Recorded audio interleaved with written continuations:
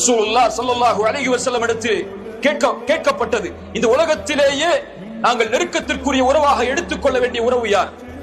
ரசூலுல்லாஹ் ஸல்லல்லாஹு அலைஹி வஸல்லம் சொன்னார்கள், ஸல்லல்லாஹு அலைஹி வஸல்லம், நாவுகளை நினைக்க வையுங்கள் இந்த வார்த்தைகளால், அன்போடும் பாசத்தோடும் சொல்லுங்கள் ஸல்லல்லாஹு அலைஹி வஸல்லம். முஹம்மது என்ற பெயரை கேட்டவுடன் சொன்னார்கள், யார் இந்த உலகத்திலேயே நான் நேசத்திற்குரிய உறவாக எடுத்துக்கொள்வது? ரசூலுல்லாஹ் சொன்னார்கள், உம்முக், உன் தாய். பிறகு யார்? அல்லாஹ்வுடைய தூதரே, உம்முக், உன் தாய். பிறகு யார்? உம்முக், உன் தாய். பிறகு யார்? அபூக, உன் தந்தை. மூன்று அடிப்படையை முதலாவதாக தாய்க்கு சொன்னார்கள். ஏன்? உன் தாய் தான் இந்த உலகத்திலேயே நெருக்கமாக எடுத்துக்கொள்ள வேண்டிய உறவு. அவள் உன்னை சிரமத்திற்கு மேல் சிரமப்பட்டு உன்னை பெற்றெடுத்தாள், ஈண்டெடுத்தாள். அவள் தான் அடிப்படை நீ பிறப்பதற்கு, இந்த பூமியில் வருவதற்கு, என்னை அறிவதற்கு, என் வளர்ப்பில் நீ வளர்க்கப்படுவதற்கு. அதனால் உன் தாயை நெருக்கமான உறவாக எடுத்துக்கொள். அதற்கு பிறகு உன்னுடைய தந்தையை எடுத்துக்கொள்.